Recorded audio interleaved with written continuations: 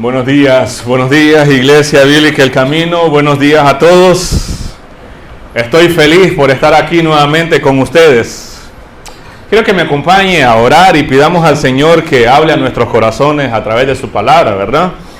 Entonces, que esta mañana Él ilumine nuestras vidas, nuestros corazones a través de su palabra. Oremos juntos. Padre, en el nombre de tu Hijo Jesucristo, estamos delante de usted, Señor. Estamos muy agradecidos porque eres bueno, Señor, porque eres misericordioso. De hecho, tu palabra dice que tus misericordias son nuevas cada mañana. Hoy nosotros estamos experimentando esta verdad. Señor, por favor, haz que nuestros corazones sean blandos, humildes, sensibles a tu palabra, Señor. Habla a nuestras vidas a través de tu palabra. Señor, no permitas que salgamos igual. Que esta mañana, Señor, tu iglesia, tu pueblo y cada persona que está acá pueda ser instruida, edificada, animada por tu palabra. Ayúdame a mí, Dios. Calla mis opiniones personales y ayúdame, Señor, a poder predicar con precisión, a poder enseñar a tu pueblo, a tu iglesia, el mensaje verdadero de tu palabra. La razón principal por la cual tu Santo Espíritu inspiró a los autores humanos. Señor, te lo pido en el nombre de tu Hijo Jesús. Amén. Amén. Permítame un segundito. Ahí. No crean que es café lo que voy a tomar, es agua, oyeron, no me les estoy adelantando.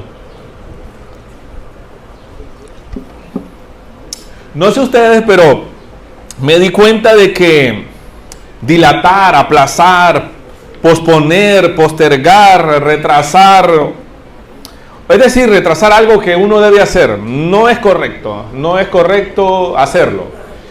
Por ejemplo, no es correcto ir por la vida posponiendo cosas que debemos hacer, como leer, orar, compartir el evangelio con los demás, dar. Esos son 4 enfoques que nosotros tenemos como iglesia. Por ejemplo, no es correcto posponer, postergar, retrasar un trabajo, una tarea, una reunión o un tiempo de descanso. No sería bueno hacer eso. Hay personas que van por la vida de aquí para allá, creen que el mundo se va a acabar si ellas no están. Creen que sin ellas la Tierra se va a salir de su órbita. Miren, los tiempos de descanso son buenos. Y no me refiero a estar echado o sin hacer nada. No. Me refiero a salir de la rutina. Los tiempos de descanso son buenos. Y en mi corazón llevaba tiempo queriendo tomar un tiempo sabático, un tiempo de descanso. Pero según yo, no había tenido la oportunidad, no había las condiciones necesarias, decía yo, ¿verdad? Por eso estuve por años posponiendo, postergando, retrasando algo así. Y a veces nunca se van a dar las condiciones perfectas para que uno tome esos tiempos de descanso, ¿verdad? Siempre hay algo que hacer, siempre. Pero si no somos intencionales en apartar momentos de descanso, nunca lo vamos a lograr. Uno puede crear las condiciones básicas necesarias y planificar para no posponer aquello que tenemos que hacer. Me alegra mucho haber tenido este tiempo de descanso. Ustedes saben que estuve 3 domingos fuera de la iglesia, de acá, de este lugar. No estaba en la casa sin hacer nada, siempre estuve haciendo algo, meditando en la palabra del Señor, recibiendo más de Dios. Porque yo soy una oveja igual que ustedes. Yo necesito ser pastoreado. Hice un viaje a Costa Rica con otros pastores, estuvimos ahí, conocimos a otros hermanos en la fe, otros pastores de Centroamérica, República Dominicana, de Puerto Rico, de Estados Unidos. Fue muy bonito el tiempo, lo disfruté mucho. Y todo eso fue posible gracias, por supuesto, al empujoncito que mi esposa me dio, al esfuerzo de los hombres acá en la iglesia, que tomaron el riesgo y tomaron valor para hacer todo aquello que se necesita hacer. Por supuesto, al compromiso de ustedes acá, a cada uno de ustedes. el apoyo amoroso del Pastor Luis de la Iglesia Bíblica de Carazo.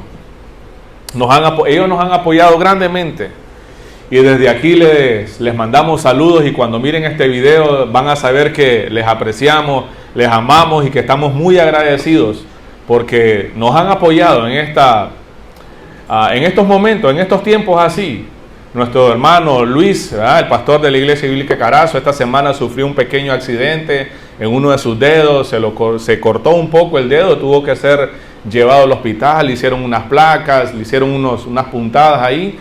Se está recuperando. Ya el jueves pasado tuvimos una de las clases con ellos en el seminario, pero nuestro hermano Luis nos ha apoyado de una manera increíble y estamos muy agradecidos con el Señor. Por supuesto, este tiempo que yo tuve de descanso, ¿verdad?, no es posible, no pudo haber sido posible sin la bondad del Señor.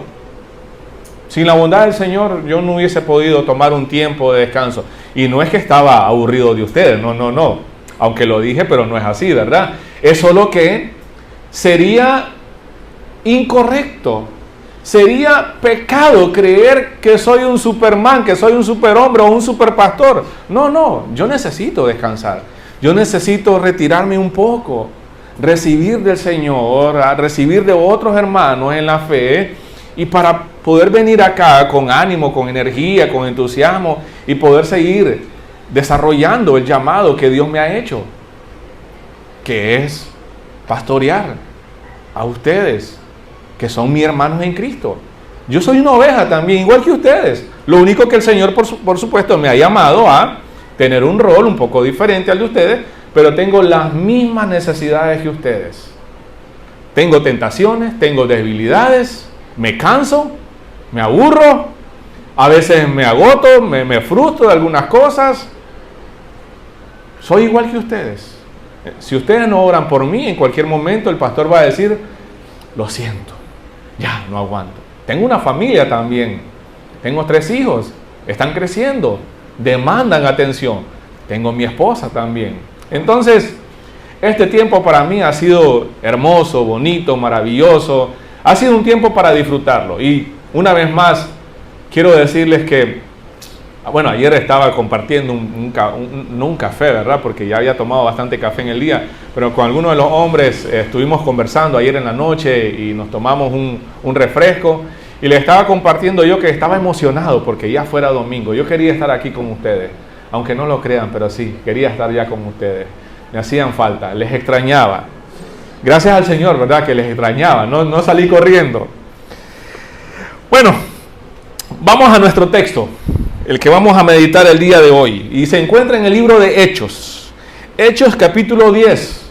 Recuerden que el año pasado comenzamos a estudiar el libro de Hechos. Y el libro de Hechos es un texto histórico que escribe Lucas. Lucas no es apóstol, ¿verdad? Es un médico griego que fue compañero del apóstol Pablo en su ministerio misionero de Pablo. Y estamos entonces en el capítulo número 10. Nuestro hermano Luis estuvo predicando en los capítulos anteriores, incluso en el capítulo 10. Vayan al capítulo 10, versículo 34 en adelante. Y el encabezado de este texto, en la Nueva Traducción Viviente, dice: los gentiles oyen la buena noticia, o sea, el evangelio. Permítanme leérselos un poco rápido, breve.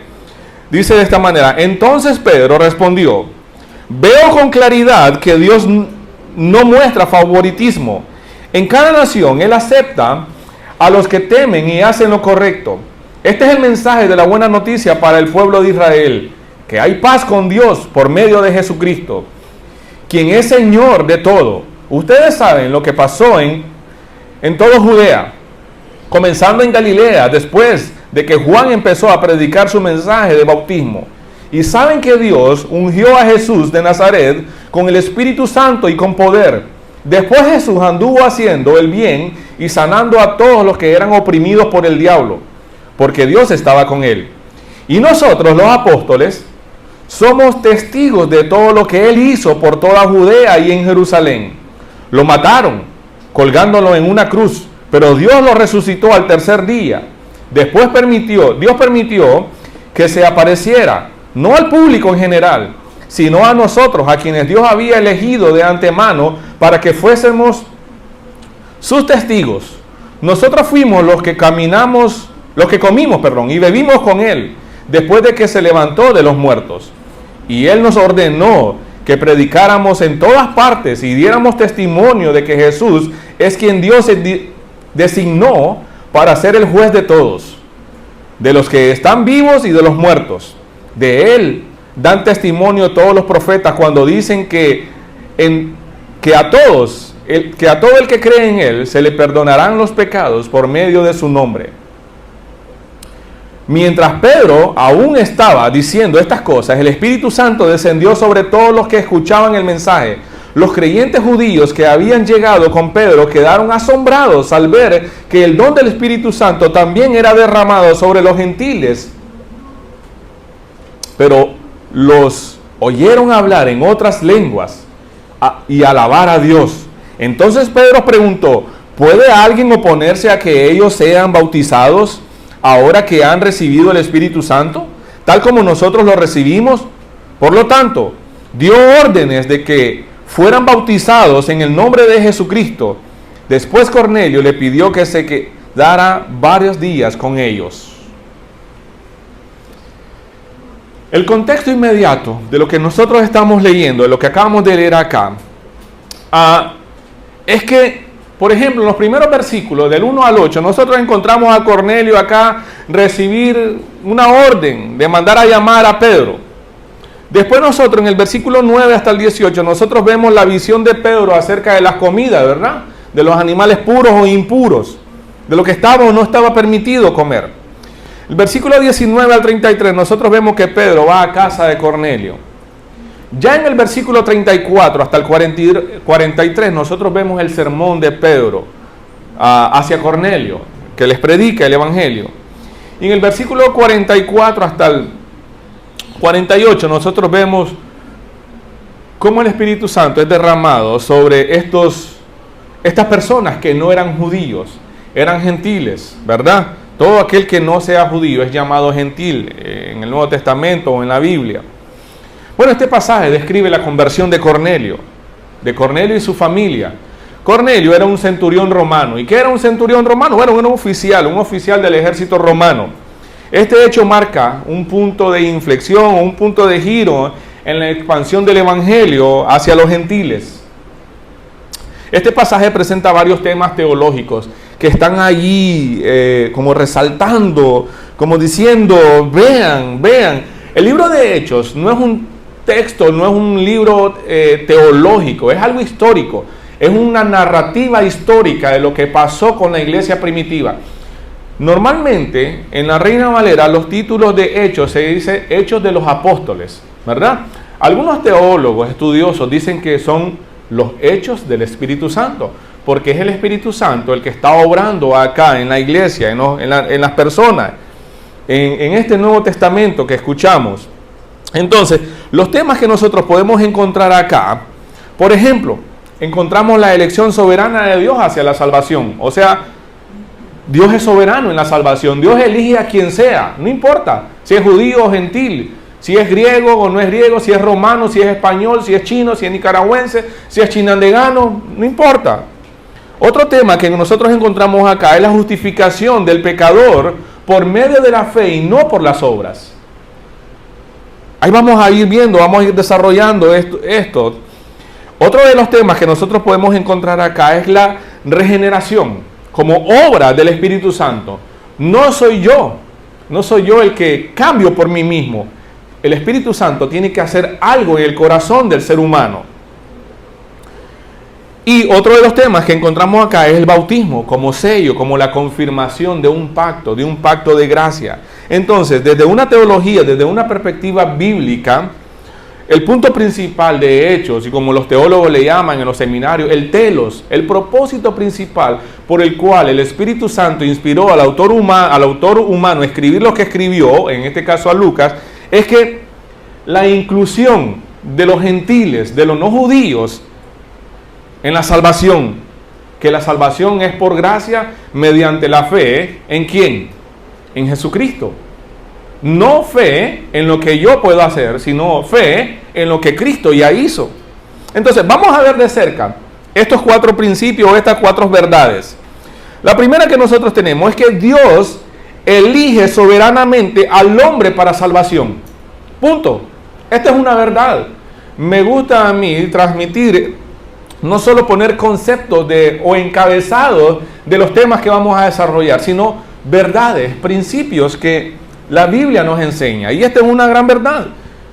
Es Dios, escuche bien, por eso es Dios quien elige soberanamente al hombre para salvación. ¿Quién elige? Dios. ¿Cómo lo hace? Soberanamente. ¿Qué hace Dios? Elige. ¿Para qué? ¿A quién elige? Al hombre. ¿Para qué? Para salvación. Bueno, miremos el versículo 34. ¿Qué es lo que dice?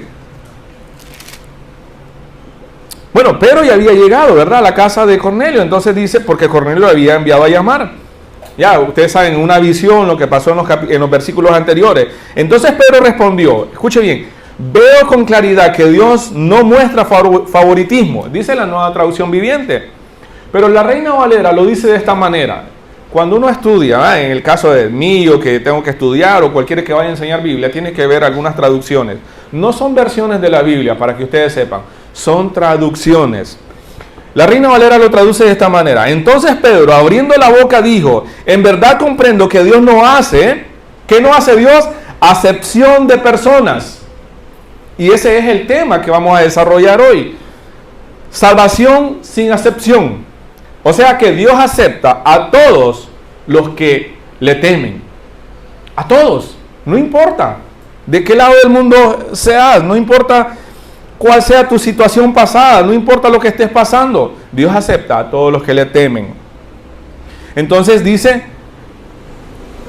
en verdad comprendo, dice Pedro, que Dios no hace acepción de personas, sino que donde en toda nación se agrada del que le teme y hace justicia. Bueno, Romanos 9, 15 y 16 dice, pues Dios le dijo a Moisés, tendré misericordia, ¿de quién? De quien yo quiera, y mostraré compasión, ¿con quién? Con quien yo quiera. No son palabras mías, son palabras de la palabra de Dios. Por lo tanto, es Dios quien decide tener misericordia. No depende de nuestro deseo ni de nuestro esfuerzo. Punto.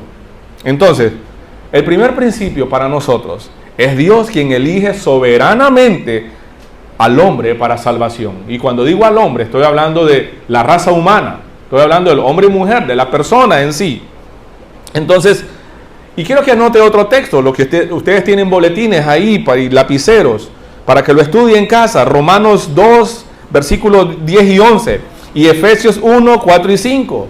Efesios 1, 13 y 14. Todos estos pasajes enseñan con claridad que Dios ha elegido desde antes de la fundación del mundo a personas de todas las naciones para que sean salvas en Cristo Jesús. Entonces Pedro reconoce esta verdad que reforma, esta verdad que transforma. ¿Cuál verdad? La gracia de Dios. La gracia de Dios no se limita a una etnia o a una cultura, a un país o a una nación, a un color, a un estatus. No. Entonces el temor a Dios y la justicia son principios universales que abren camino para la aceptación divina, para que Dios nos acepte, pues. Entonces Dios no hace acepción de personas, más bien muestra compasión. El versículo 35 de ahí mismo dice, en cada nación Él acepta a los que le temen y hacen lo correcto. Escuche bien. Dice, este es el mensaje de la buena noticia, o sea, el evangelio para el pueblo de Israel, que hay paz con Dios por medio de Jesucristo, quien es el Señor de todo. Entonces, otro punto a destacar acá, que es que aunque no lo vamos a desarrollar, pero que la centralidad del evangelio, ¿quién es? Fíjese bien en la última parte del versículo 36. Dice, hay paz con Dios por medio de Jesucristo, quien es el Señor de todo. Entonces, el mensaje central del evangelio es la persona y la obra de Jesucristo. Ese es el mensaje del Evangelio. El Evangelio no es mi testimonio. Yo puedo compartir con unas personas allá afuera mi testimonio. Cómo Dios ha cambiado mi vida. Sí, cómo Dios ha cambiado mi vida. Pero el Evangelio son las buenas noticias de lo que Cristo es y lo que Cristo hizo. Son cosas muy diferentes. Después de compartir lo que Cristo, de quién es Cristo y lo que Él ha hecho, yo puedo compartir cómo Él ha transformado mi vida. Ahí está. Entonces, una vez más, volviendo al tema, que Dios es soberano. Él no hace acepción de personas, más bien acepta a los que le temen y hacen lo correcto. ¿Sabe por qué la iglesia es universal? ¿Sabe por qué la iglesia de Jesucristo es universal? Y usted sabe de dónde viene la palabra universal, ¿verdad? El latín católica. Y no es que nosotros seamos católicos en sí en la doctrina romana, no. La palabra católico significa universal. Entonces, ¿sabe por qué la iglesia de Jesucristo es universal? ¿Por qué? Porque la gracia de Él es universal también. Es universal. Este principio se vincula al pacto de Abraham, que Dios hizo con Abraham. No el pacto de Abraham, sino el pacto con Abraham, que incluye bendición para todas las familias de la tierra. Génesis 12, 3, para los que anotan. Entonces, podemos meditar en este primer principio nosotros y podemos preguntarnos, ¿mostramos prejuicios al compartir el Evangelio? ¿Soy de los que pone barreras? ¿Soy de los que mira a los demás como a este sí, a este no? ¿Soy de los que escojo aquí con quién compartir el Evangelio? ¿Hacemos elitismo? ¿Tengo afinidad con unos sí y con otros no? Aunque compartamos la misma fe. Solo estoy preguntando para que meditemos si estamos errando de esta manera.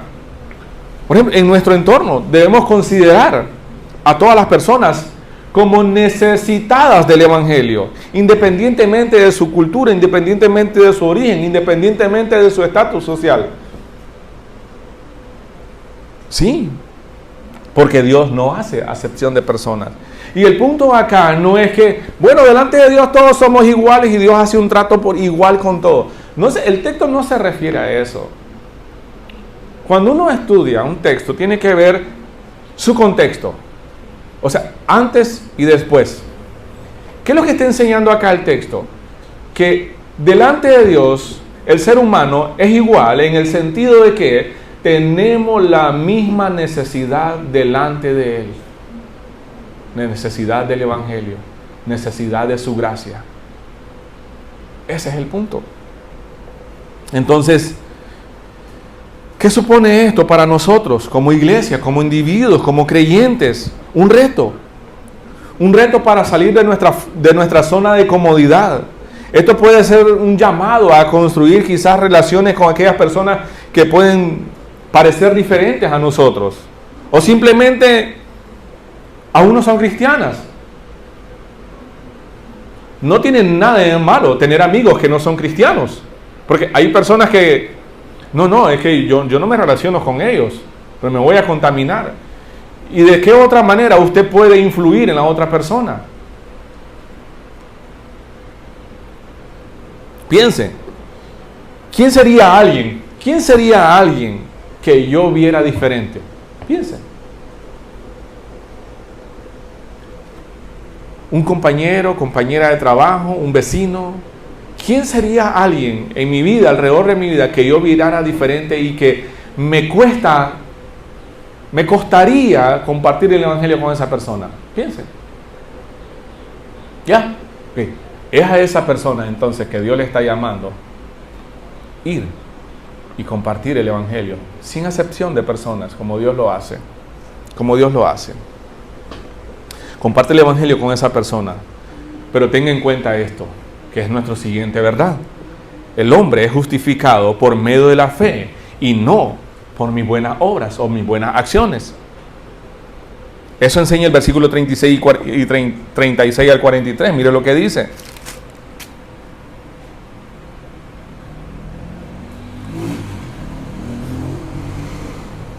Este es el mensaje de la buena noticia para el pueblo de Israel, que hay paz con Dios por medio de Jesucristo, quien es el Señor de todo. Ustedes saben lo que pasó en toda Judea, comenzando en Galilea, después de que Juan empezó a predicar su mensaje de bautismo. Y saben que Dios ungió a Jesús de Nazaret con el Espíritu Santo y con poder. Después Jesús anduvo haciendo el bien y sanando a todos los que eran oprimidos por el diablo, porque Dios estaba con él.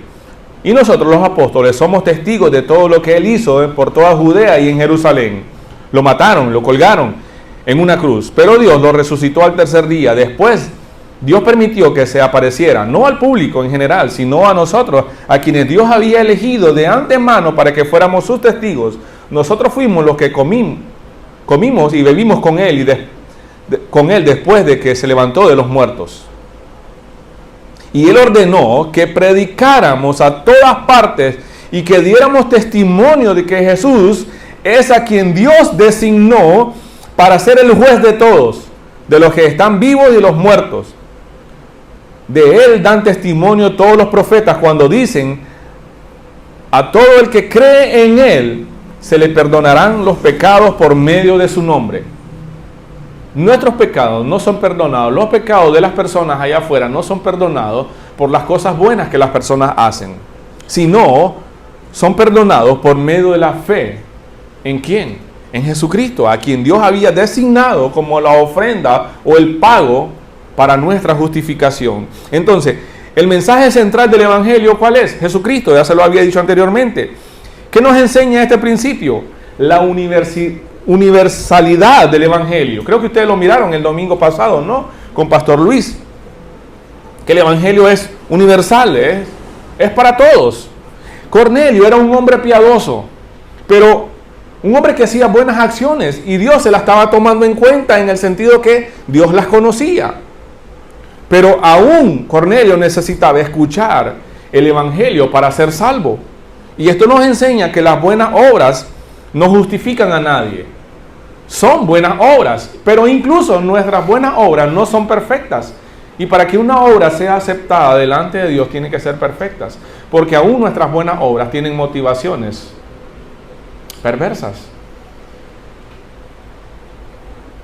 Entonces, nadie será salvo por las buenas obras. Eso es lo que enseña el texto. Enseña que las buenas obras no justifican a nadie. Más bien que la salvación es por fe. ¿En quién? En Cristo solamente. Eso es lo que enseña la Biblia.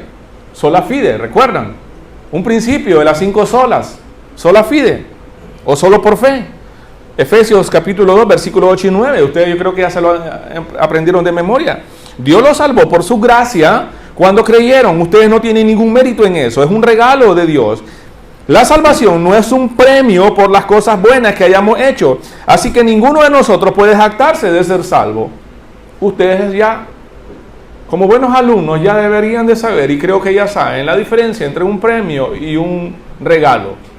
Un premio, alguien se esforzó por ganárselo, ¿no? Un regalo, simplemente lo recibimos. Pero un premio yo tengo que esforzarme. La salvación no es un premio, es un regalo, por gracia. Entonces, el mensaje central del Evangelio es la persona y la obra de Cristo. Pedro presenta acá un resumen bien estructurado del Evangelio. Mire bien, en el versículo 36, Pedro dice que Jesús fue enviado por Dios como el Señor de todos. En el versículo 38, dice que su ministerio estuvo marcado por el respaldo del Espíritu Santo. El versículo 39 al 41, Pedro explica que él fue crucificado, pero que fue resucitado al tercer día. En el versículo 42, Pedro dice que él es el juez de vivos y muertos. En el versículo 43, Pedro dice que solo en él hay perdón de pecados por medio de la fe en él. Pedro explica bien el Evangelio. Entonces, el Evangelio es claro, es para todos y está centrado en la persona y en la obra redentora de Jesucristo. Ese es el mensaje del Evangelio. Ese es el fundamento de la vida cristiana. Ese es el fundamento de la fe cristiana.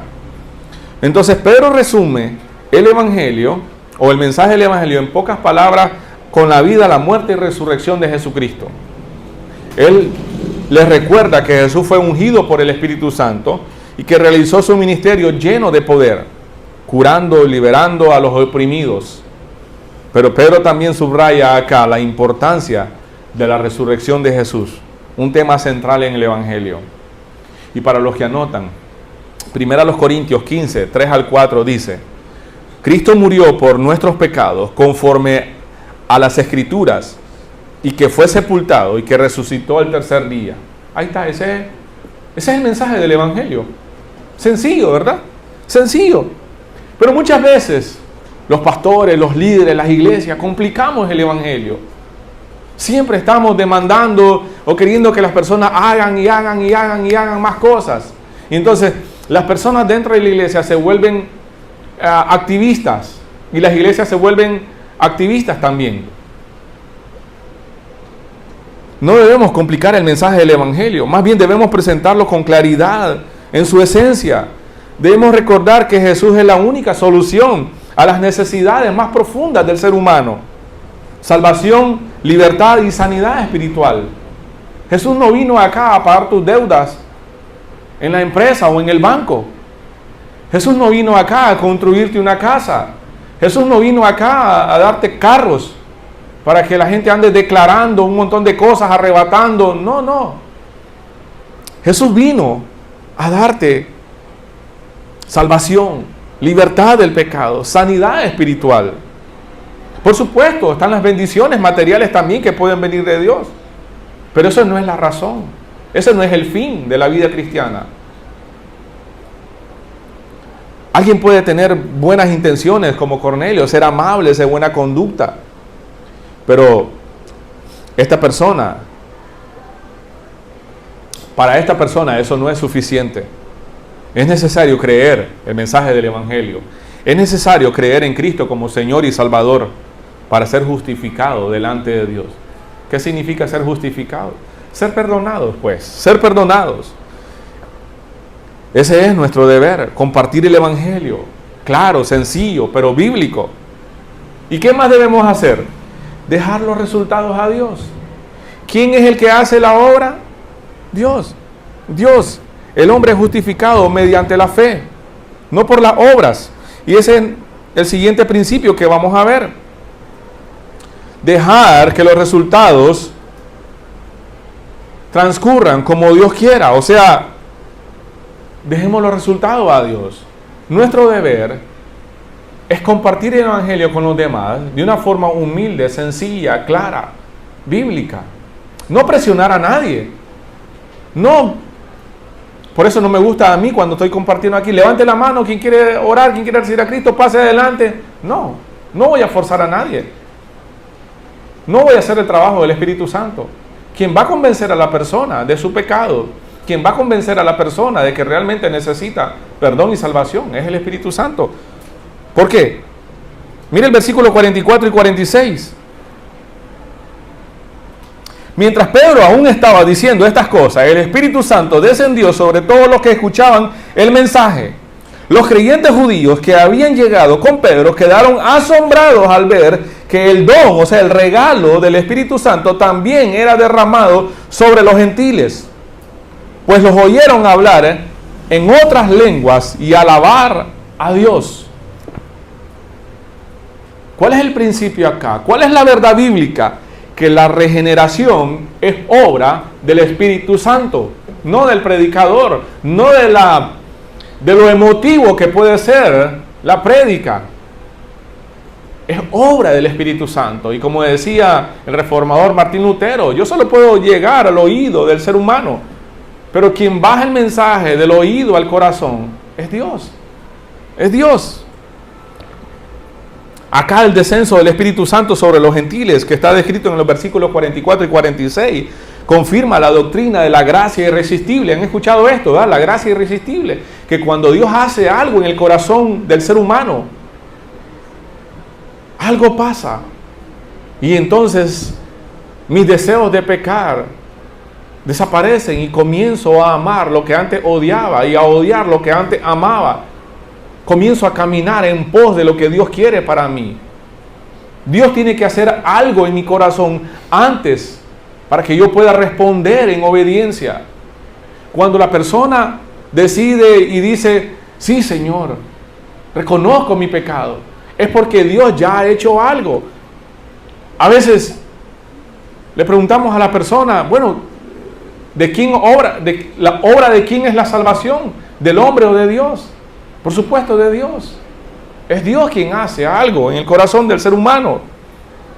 Y aquí entonces podemos ver esto, la gracia irresistible. Dios obra en el corazón del hombre de una manera eficaz para llevar a sus elegidos a la fe, para llevar a aquellos que Él quiere a la fe, sin acepción de persona. Cualquiera, soberanamente, solamente por fe. ¿Pero quién hace eso? El Espíritu Santo.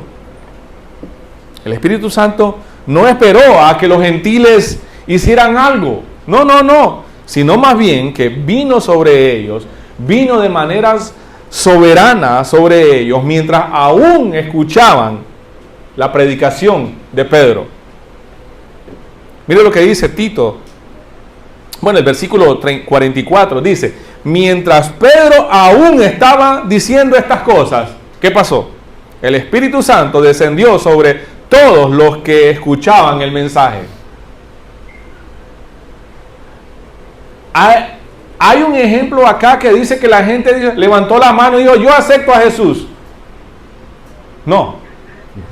Dios o el Espíritu Santo estaba haciendo algo en el corazón de estas personas.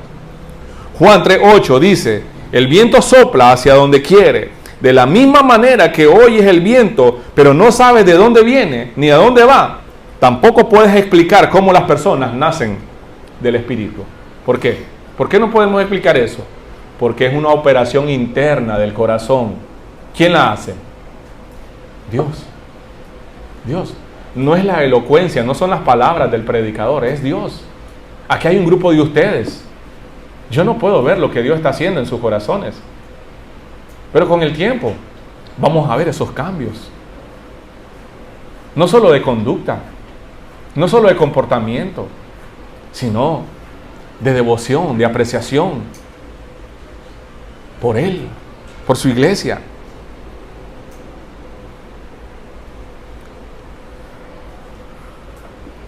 Mire también lo que enseña Tito 3, 4 y 5. Cuando Dios nuestro Salvador dio a conocer su bondad y amor, Él nos salvó, no por las acciones justas que nosotros habíamos hecho, sino por su misericordia. Nos lavó quitando nuestros pecados y nos dio un nuevo nacimiento y vida nueva. ¿Por medio de qué? Por medio del Espíritu Santo. Entonces, acá la manifestación del Espíritu Santo en los gentiles era un testimonio de que Dios estaba obrando en todas las personas sin acepción. Sin acepción. Era también un juicio visible para los creyentes judíos, quienes se creían la Coca-Cola del desierto. Porque ellos decían: somos descendientes de Abraham. Cuando Jesús dijo: si el Hijo los libertare, seréis verdaderamente libres. ¿Recuerdan? Que ellos dijeron: nosotros no somos esclavos, nosotros somos hijos de Abraham. No todos, porque la promesa se cumple en Isaac. Pero no todo el que sube a Israel es israelita, dijo. Dios puede tener hijos de Abraham, de las piedras. Pero es la fe en Cristo Jesús. Entonces, esta manifestación del Espíritu Santo hacia los gentiles era un testimonio de que Dios estaba obrando en todas las personas, judío, griego, gentil, romano, de donde sea, sin acepción.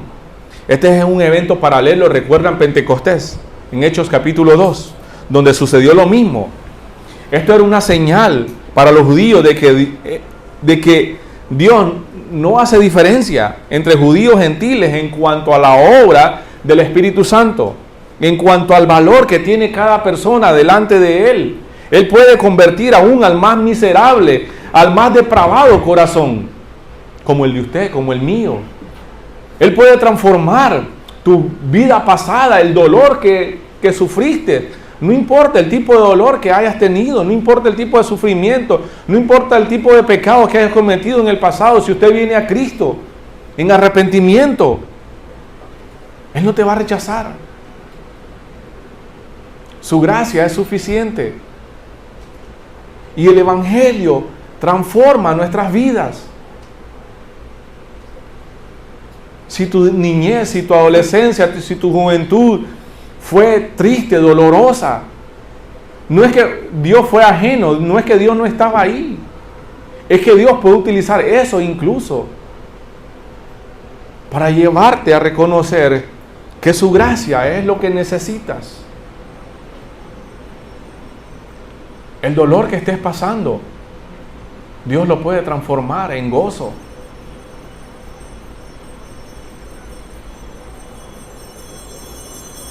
No hace acepción de personas.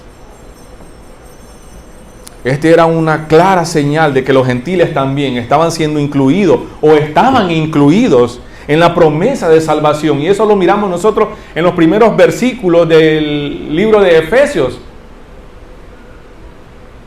Porque dice Efesios que su misterioso plan es que un día se iba a ser revelado, que los gentiles también iban a ser incluidos en el plan de salvación. Ahora, el hablar en lenguas acá no son dialectos, son idiomas de glosalía, de glosas acá, de idiomas conocidos. No es que la gente comenzó a balbucear. No, eran idiomas. Y dice que alababan a Dios. Esto era una evidencia de la presencia del Espíritu Santo. Es lo mismo que estaba pasando en Pentecostés, unos capítulos anteriores. Una señal de que la obra transformadora de Dios en el corazón del ser humano no se limita a una etnia, a una raza, a un estatus social. No, es universal. Es universal. Bueno, el profeta Joel, inspirado por el Espíritu Santo, también escribió así: derramaré mi espíritu sobre toda carne. ¿Quién estaba hablando ahí? Dios. Dios mismo estaba hablando ahí.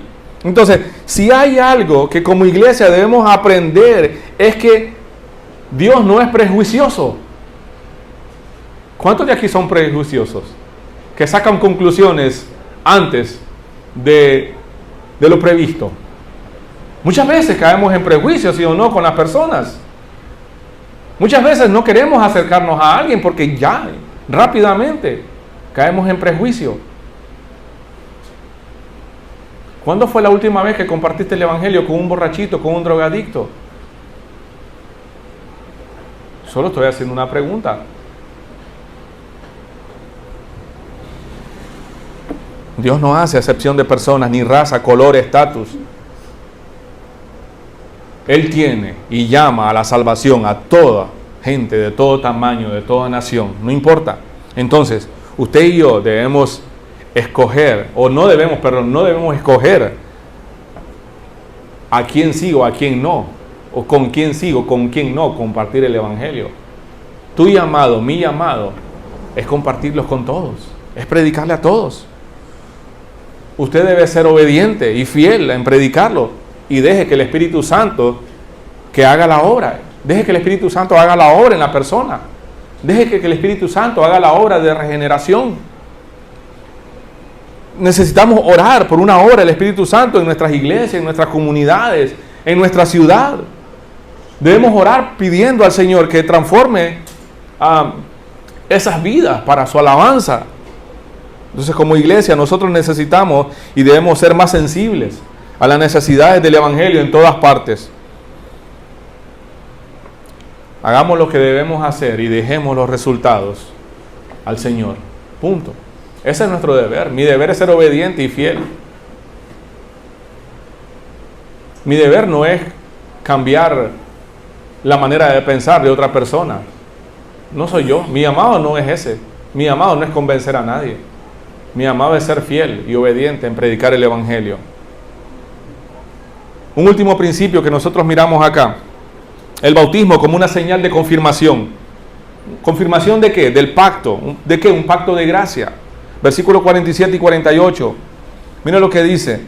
Entonces Pedro preguntó: ¿puede alguien oponerse a que ellos sean bautizados ahora que han recibido el Espíritu Santo, tal como nosotros lo recibimos? Por lo tanto, dio órdenes de que fueran bautizados en el nombre de Jesucristo. Después, Cornelio le pidió que se quedara varios días con ellos. El bautismo es la confirmación externa de la obra interna de salvación. ¿Qué es el bautismo? Una señal o una confirmación externa de una obra interna. Por eso cuando alguien tiene dudas, que no quiere bautizarse porque cree que es un compromiso mayúsculo, no, esa persona está dando evidencia de que no ha habido nada, no ha habido una transformación interna. Porque cuando hay una transformación interna, va a salir a lo externo. El bautismo en agua es el paso final de aceptación o que confirma la inclusión en la familia de la fe o en la comunidad de la fe. Pedro, miren lo que Pedro hace, al ver que los gentiles han recibido al Espíritu Santo, concluye que no hay una razón para negarse al bautismo. Él dice, ¿puede alguien oponerse o impedir a que ellos sean bautizados? No.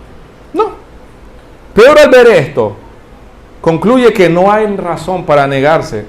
Entonces, Pedro ordena a los gentiles que sean bautizados. Entonces el versículo, nosotros vemos ahí estos pasajes, enseñan el bautismo en agua, que es el paso final que confirma la inclusión de la persona en la comunidad de fe. Entonces, desde una perspectiva bíblica, el bautismo en agua muestra que es una señal del pacto de gracia. Confirma su inclusión en la comunidad de fe de los gentiles. Aunque esto puede ser un poco similar a cómo la circuncisión señalaba inclusión en el pacto en el Antiguo Testamento.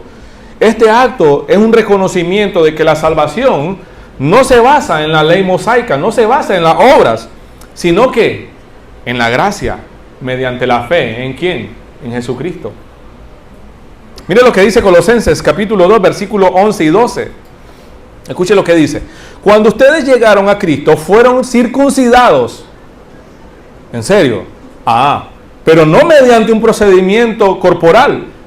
Cristo llevó a cabo una circuncisión espiritual, es decir, les quitó la naturaleza pecaminosa. Pues ustedes fueron sepultados con Cristo cuando se bautizaron y con Él también fueron resucitados para vivir una vida nueva, debido a que confiaron en el gran poder de Dios, quien levantó a Cristo de los muertos. Entonces, el bautismo es el paso de fe público que confirma la inclusión de los gentiles en la familia de Dios. Es un testimonio visible de la fe y la aceptación divina. Nosotros acá como iglesia tenemos 2 fechas programadas donde los nuevos creyentes se bautizan. Lo hacemos al final de Semana Santa y lo hacemos en octubre. Si alguien acá todavía no se ha bautizado, pues ya puede ir pensando. No hay razón para no bautizarse. Si eres un creyente, deberías pedir que pongamos un barril ahí, que pongamos una piscina, un charco, lo que sea, y zambullirte ahí. ¿En serio, pastor? Sí, nosotros miramos ese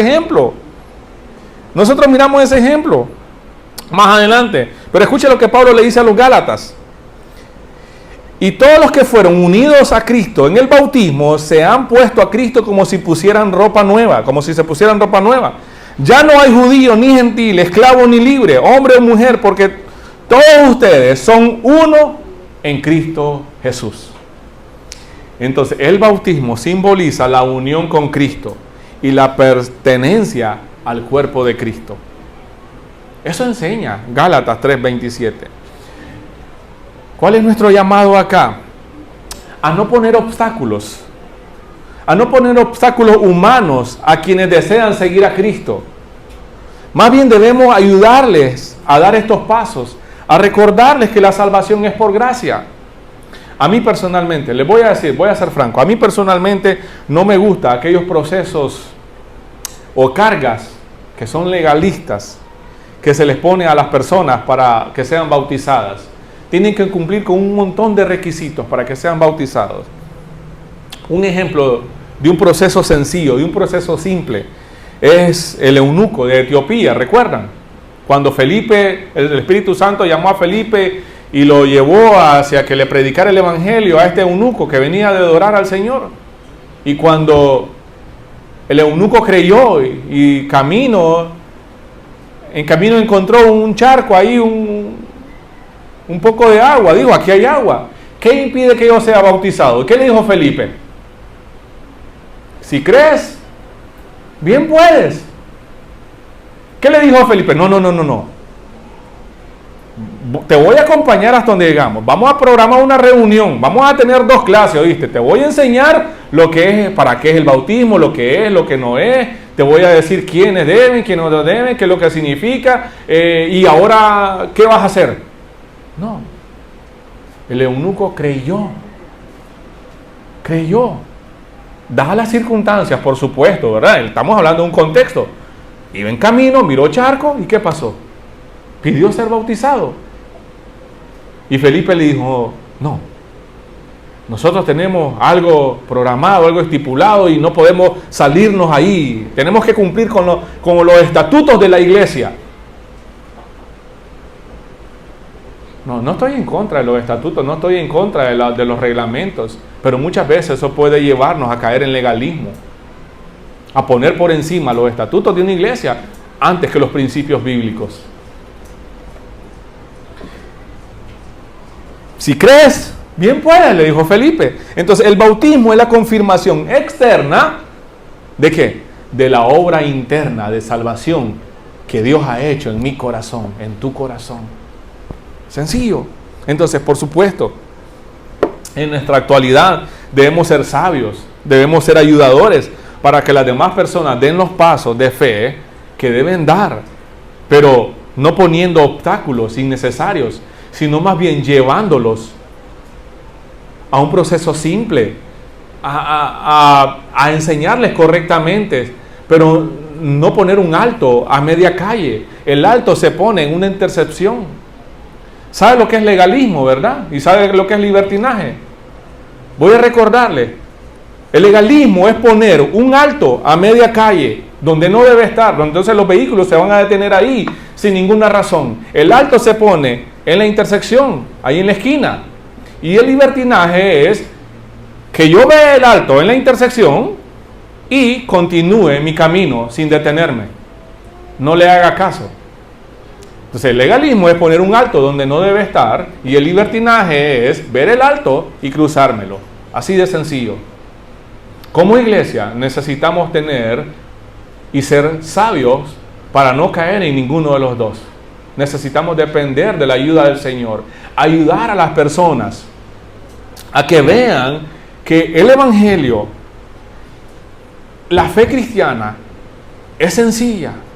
Pero muchas veces nosotros las complicamos. Es para todos, pero muchas veces creemos que solo es para un tipo de gente, a un tipo de sector, que quizás el evangelio es para los borrachitos, para los drogadictos, para la prostituta, para el hombre que está convicto en la cárcel. No, pero para el hombre que anda bien vestido, para el hombre que es un oficinista, que anda de traje y todo, que va de su casa a su trabajo, de su trabajo a su casa, que no fuma, no baila pegado, que el cheque completo va para su esposa. No, esa persona moralmente es intachable. Sí, puede ser alguien moralmente intachable. Eso te puede salvar de la cárcel, pero eso no te va a salvar del infierno. Pastor, mire, yo tengo tanta fe, yo soy una buena persona. Yo lo único que me falta a mí es aceptar al Señor. Les voy a poner un ejemplo. Si aquí es la puerta al cielo y una persona está a 1 pulgada de entrada a la puerta y la otra persona está a 5 kilómetros, ¿cuál es el común denominador ahí? Los dos están fuera. No importa. No importa si estás a 1 paso o a 1000 pasos. Estás fuera. No importa si has mentido una vez o has mentido 1000 veces. No importa si alguien tiene una tendencia homosexual y si alguien es heterosexual, pero anda siendo infiel a su cónyuge, a su esposo, a su esposa. Delante de Dios el mismo pecado es.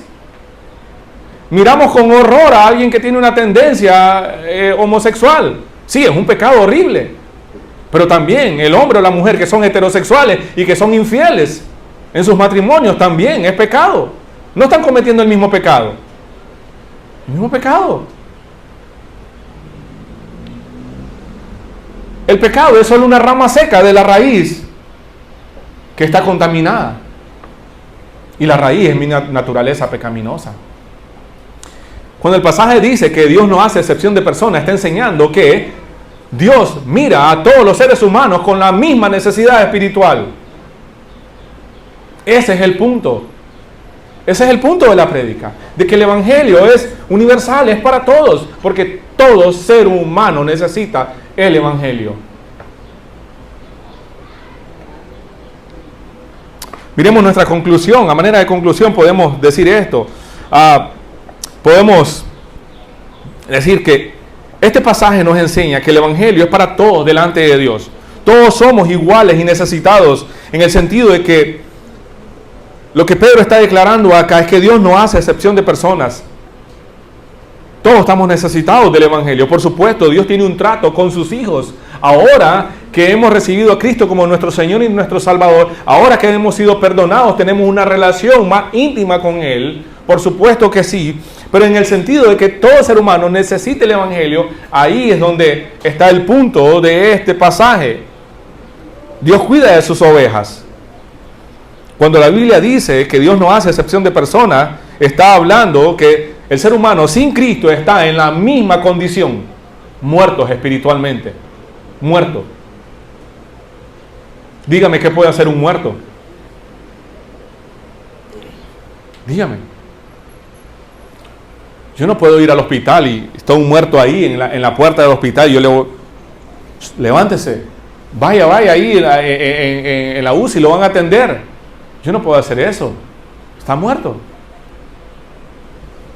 Como decía nuestro amado hermano R.C. Sproul, el ser humano no estaba allá al fondo del océano pidiendo auxilio, levantando las manos por rescate. No. Estábamos en el fondo del océano.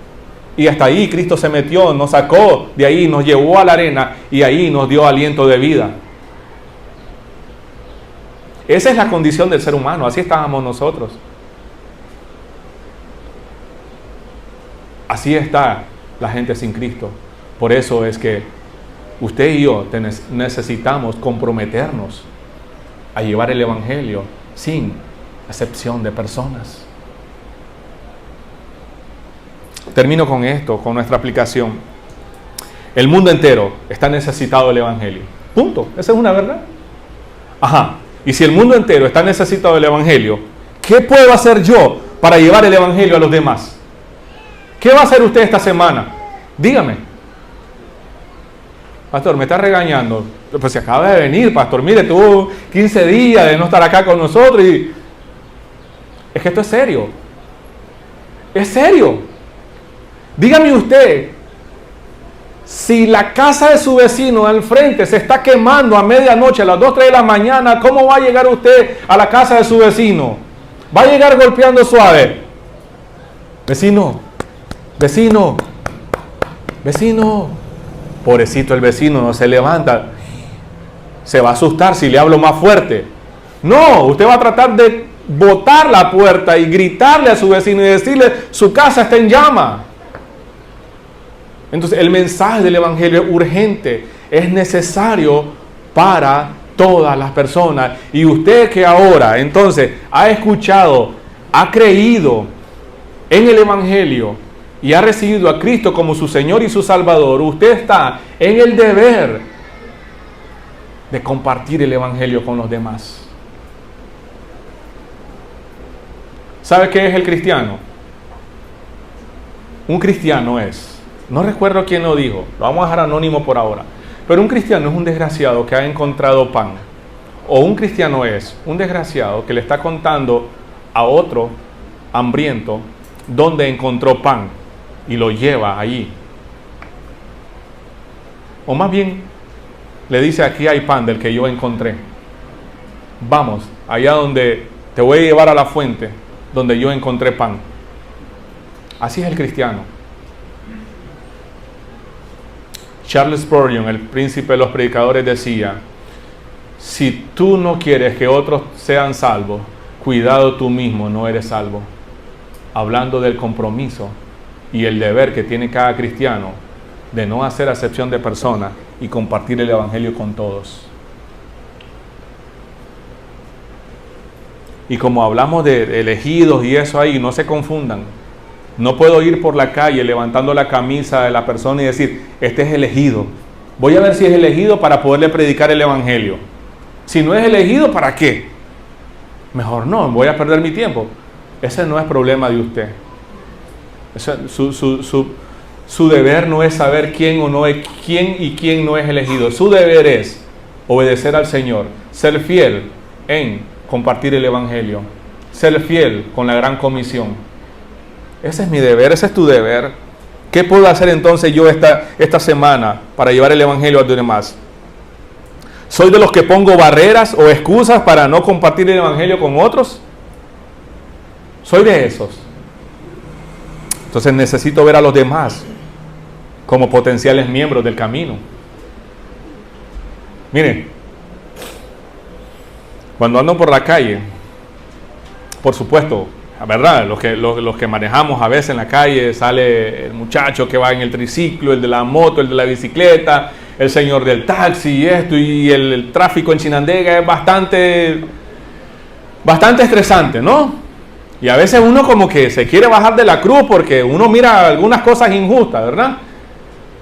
Pero me he puesto como meta esto. Tal vez no va a llegar a ser, pero de mí tal vez uno.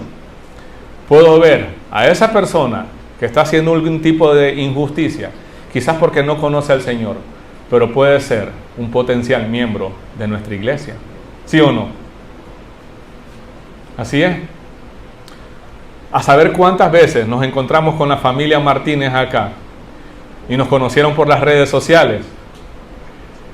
Imagínense que nos hayamos encontrado ahí en una pequeña discusión por el tráfico y de repente viene la familia Martínez y mira que el pastor es el que está, la persona con quien discutió en el tráfico es la persona que está predicando. ¿Se imagina? O viene alguien invitado de un hermano de usted, un hermano en la fe, viene alguien acá y lo lleva, lo trae acá alegre porque sí, pero mira que a su lado está la persona que lo trató mal en la tienda donde fue a comprar alguna ropa, algún artículo. ¿Se imagina? Solo como un tips, mire a los demás como Dios los ve, necesitados del evangelio. Usted no sabe los problemas que está pasando la persona que tiene de frente, o que tal vez está malhumorada, o que la está atendiendo mal. Usted no sabe qué problema está cargando esa persona, pero mírelo como el Señor lo puede ver, necesitada del evangelio. El propósito de esta prédica es que podamos ver a las personas como Dios las ve, sin excepción, todos necesitados del evangelio. Pastor, ¿y yo que soy cristiano, sigo siendo necesitado del evangelio? Por supuesto, por supuesto. Todas las mañanas usted necesita recordar lo que Cristo ha hecho a su favor, y de esa manera usted pueda vivir el día con gratitud, con alabanza, con adoración, aceptando y dependiendo de su gracia, no de usted mismo. Si aquel que no ha creído en el evangelio lo necesita, usted también lo necesita. Vamos a orar y a pedirle al Señor que nos ayude. Miren, esta es una verdad que está en este pasaje. Escuche bien. En Cristo no hay judío ni griego. Todos somos uno en Él. En Cristo. Sin Cristo, todos estamos en la misma situación. Y Dios no hace excepción. Oremos. Padre, en el nombre de tu Hijo Jesús, estamos delante de usted y estamos muy agradecidos porque eres bueno con nosotros. Señor, gracias por tu palabra, porque nos recuerda, nos enseña, Señor, este principio de que tú, Señor, eres un Dios soberano, de que tú, Señor, tu carácter es imparcial. Tú no haces excepción de personas. Más bien, miras a cada ser humano con la misma necesidad de tu gracia, con la misma necesidad de arrepentimiento, con la misma necesidad de misericordia. Aún los que ahora somos tus hijos, Señor, seguimos siendo necesitados de tu evangelio. Que nunca se nos olvide de dónde nos has sacado.